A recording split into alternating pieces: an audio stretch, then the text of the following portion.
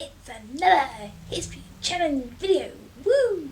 Hi everyone, it's Jenny. Welcome back to my channel. How are you all? Hope you're all not too shabby.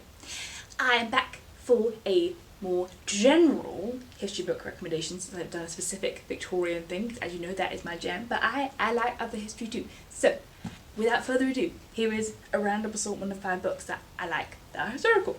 So the first one, which had a lot of hype, rightfully so. Oh look! Sticker on it! Win World Prize for Political Writing. Very good. This is Say Nothing. Wait, let me do my accent. Say Nothing, a true story of murder and memory in Northern Ireland. I used to sound like that.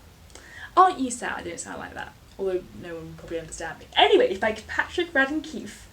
And it begins in the 72 and it talks about the murder of Jane McConville, a mother of 10 who, well, I feel like I should read the blurb. No, I won't do that. No one needs that. But basically, it uses that as a starting point to look at the IRA and the atrocities they committed, but also about their code of silence and the troubles in Northern Ireland. But then it sort of stretches to kind of modern day and about the legacy of Gerry Adams, who was like a great leader and like opposition. And yeah, it was just very thorough. I didn't realise, because I listened to the audiobook, which I highly recommend because it has a gorgeous Northern Irish accent, but I bought the book because I wanted to read it again physically, and it's got lots of pictures, which is very exciting. I mean, I'm trying to find an exciting one for you, and obviously they're all boring pictures now, but I always like to put pictures. Oh look, this is exciting! A London bomb! Crash, bang, wallop! Whoa! So, yes, basically, it's very in-depth and detailed, but I like that, and I think it's something that actually a lot of people, even in Britain, are very ignorant about what happened in Northern Ireland and why it even happened, and I would highly encourage you to educate yourselves, and this is just a brilliant book, and the way it was written, and I want to read it again. So, there's that. And then, on a very different note, this is Travellers in the Third Reich, The Rise of Fascism Through the Eyes of Everyday People by Julia Boyd.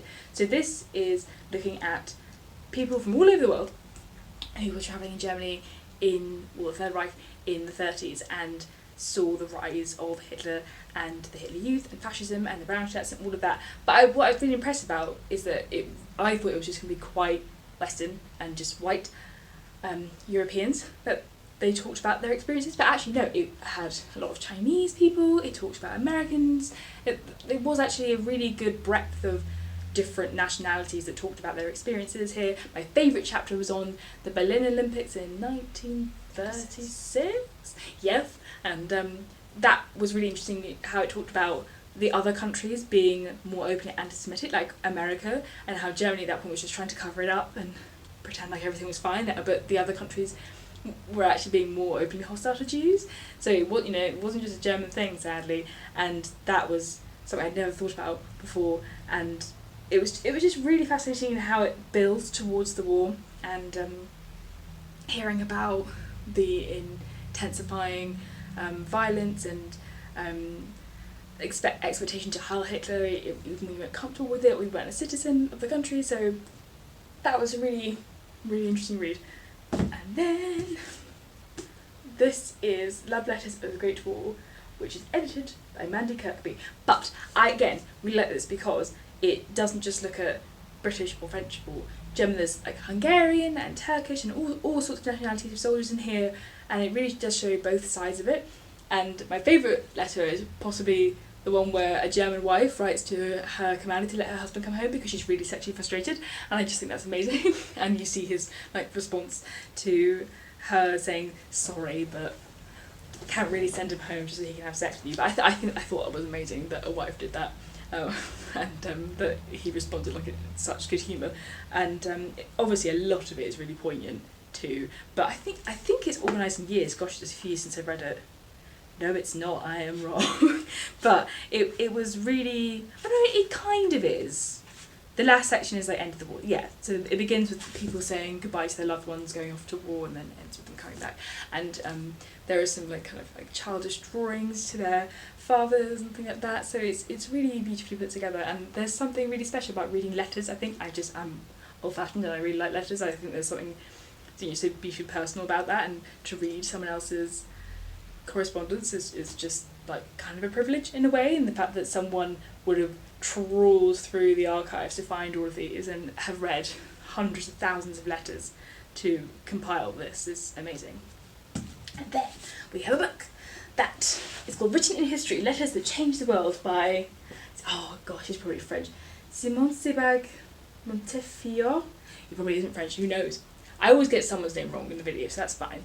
It's Simon, it's your turn today. This is, as it says, Letters That Changed the World, but it's organised into kind of, not emotions per se, but I know there's like a love section and death. Oh, look, decency, I like that's a decency section, very nice. Family, courage, destruction, disaster, friendship, folly. And look, it's very eclectic, and it really does go through like a huge expanse of time. We have a letter from Mark Antony to Octavian, and then you have one from like Leonard Cohen to somebody from 2016. So it's very, very modern. My favourite letter by far is definitely T.S. Eliot's rejection to George Orwell to publish Animal Farm, and he sort of says to him, "Oh, I wouldn't bother going off what you've been doing before. Don't bother with the political writing. What you were doing before was good." And I just thought, wow, he must have really been embarrassed after that. But it's hilarious to read with hindsight. And I know he's written a book in a similar vein called Speeches That Changed the World, so I would quite like to read that one for sure. But yeah, again, letter theme that wasn't planned, but there you go. I think it's super interesting, and also nice because he gives context before each letter about what was happening and who these people are and that kind of thing that I really didn't know. And then last but not least, we have a heavy book, The Colour of Time: A New History of the World, 1850 to 1960, and this is a photography book, and the pictures have been digitally coloured, covered, and again, very international. I was really impressed. There were so many wars I didn't even know happened because they happened in Asia or whatever, but it goes through decade by decade. Wait, let me find my favourite one. Look at this! Ooh! I think this is like an Arctic exploration that went wrong. Yeah, Robert Falcon Scott, who, I think he died. Awkward.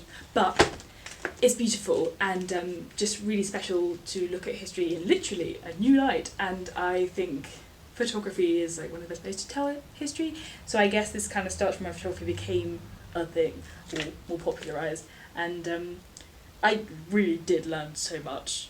Wow. And obviously, like, some of it is distressing. Like, I wouldn't necessarily recommend reading loads of it because you get to some decades you're like, you know, oh, there's going to be a lot of war here. There is quite a lot of that throughout the whole book, but also just really interesting, and some things that happened I didn't know when they happened, that kind of thing. So educational, kids. Woo. But there you go. What are your favourite history books? You should let me know, because I want to know, even though I've not done very well with my TBR as usual, but you know, who knows, maybe there'll be a next year. Maybe they won't, I'll just slowly get through them. But anyway, I'll shut up now, and I will see you soon for Bookish Shenanigans. Goodbye!